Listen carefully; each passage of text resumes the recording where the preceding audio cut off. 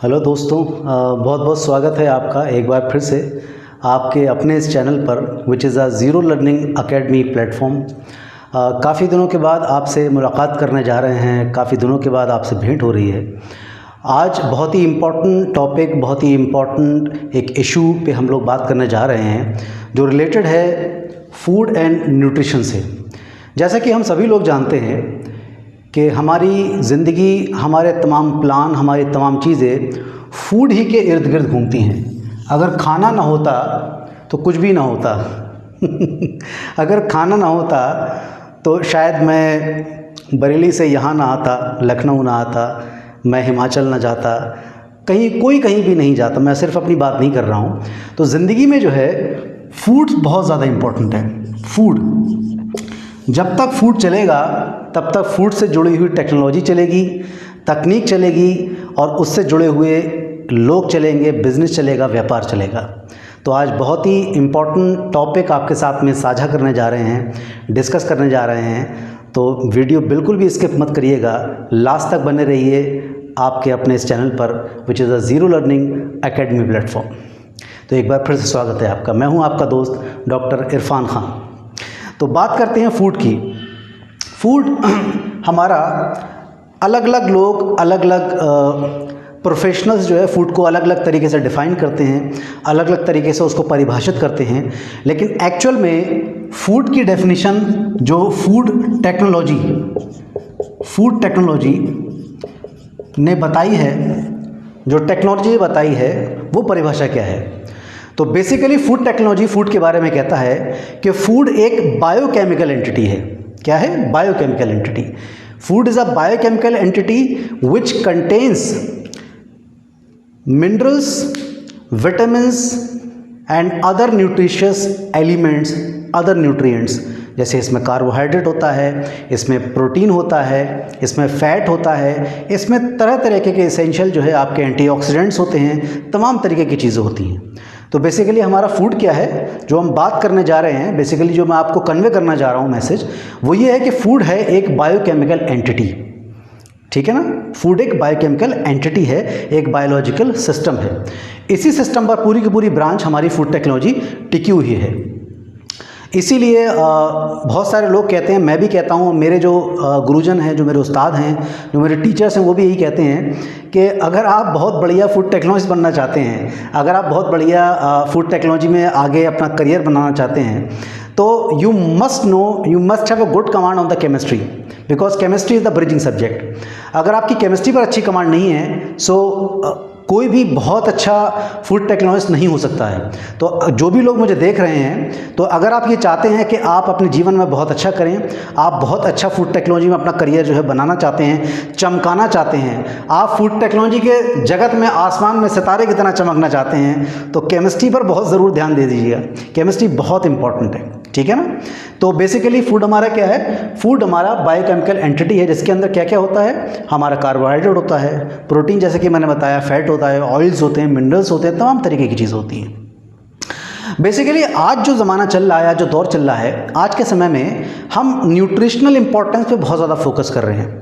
जैसे आज से पहले अगर बात करें, 15 साल पहले, 20 साल पहले लोगों ने बात करना शुरू किया था, बल्कि और उससे भी पहले, जब मेरे ख्याल से 60s की अगर बात करें तो जब आज़ादी के कुछ साल बाद ही फूड सिक्योरिटी पर बहुत ज़्यादा फोकस है। हालांकि अब भी हम फूड सिक्योरिटी की बात करते हैं, लेकिन फूड सिक्योरिटी के साथ साथ एक और चीज़ जुड़ गई है जो है न्यूट्रिशनल सिक्योरिटी, है ना? ये बहुत इंपॉर्टेंट तथ्य मैं आपके साथ में साझा करने जा रहा हूँ। ये बहुत ईमानदारी से इसको समझिए।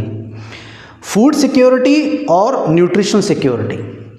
फूड सिक्योरिटी की जब हम बात करते हैं, हम लिख लेते हैं इसको, दो चीज़ें हैं, food security versus nutritional security. Nutritional security, ठीक है? लिख लिया है ताकि आप लोग को सामने दिखता रहे, आप लोग अपनी नज़रें बना के देखते रहें, है ना?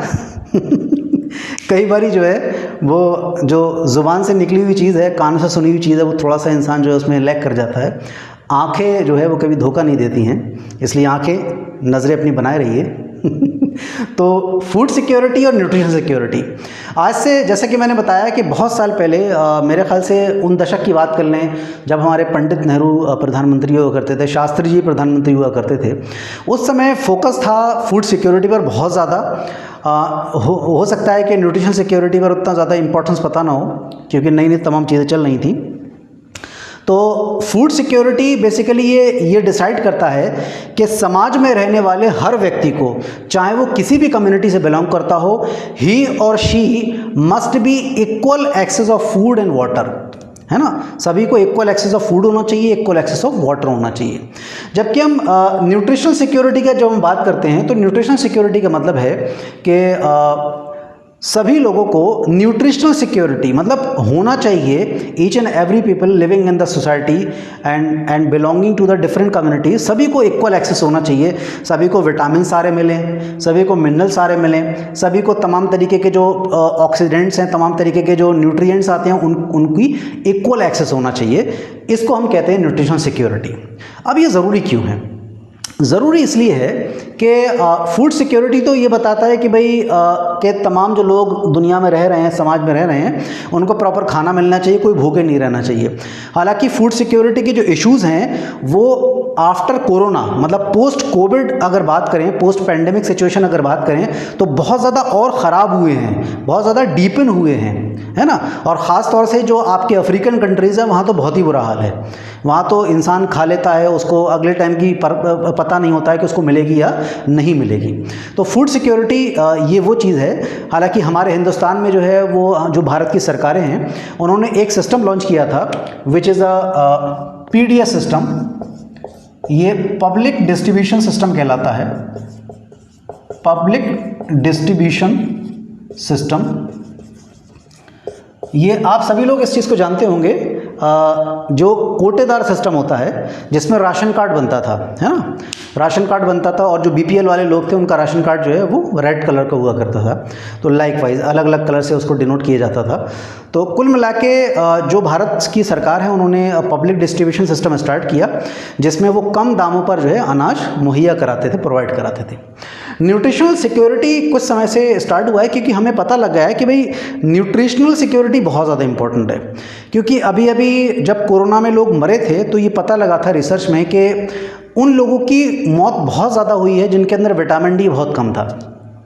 उन लोगों की मौत बहुत ज़्यादा हुई है या वो बहुत ज़्यादा सीवियर जो है वो अटैक में चले गए जिनके अंदर मिनरल्स बहुत कम थे, आयरन कम था, जिंक कम था।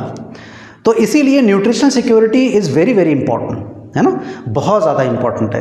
तो आप खा रहे हैं, बहुत अच्छी बात है, आपका पेट भर रहा है, आपको कैलोरी मिल रही है, बहुत अच्छी बात है। लेकिन भाई साहब आप खा क्या रहे हैं? आप खा क्या रहे हैं? आप अंगूर खा रहे हैं लेकिन उस अंगूर की न्यूट्रिशनल वैल्यू क्या है?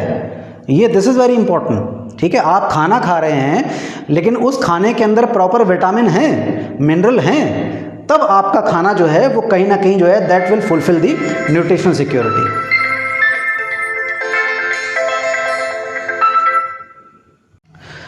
तो इसीलिए मैं कह रहा हूँ बहुत ज़्यादा इंपॉर्टेंट है, तो बने रहिए और अपने इस चैनल पर ज़ीरो लर्निंग एकेडमी प्लेटफॉर्म पर, और हम इस तरीके के टॉपिक्स बनाते रहेंगे और बहुत ज़्यादा मज़ा आने वाला है। हम तमाम चीज़ें फूड एंड न्यूट्रिशन को बहुत ही डिस्क्रिप्टिव वे में डिस्कस करने वाले हैं। तो मुझे इजाज़त दीजिए, मैं जल्दी हाज़िर होऊंगा आपके बीच में। शुक्रिया।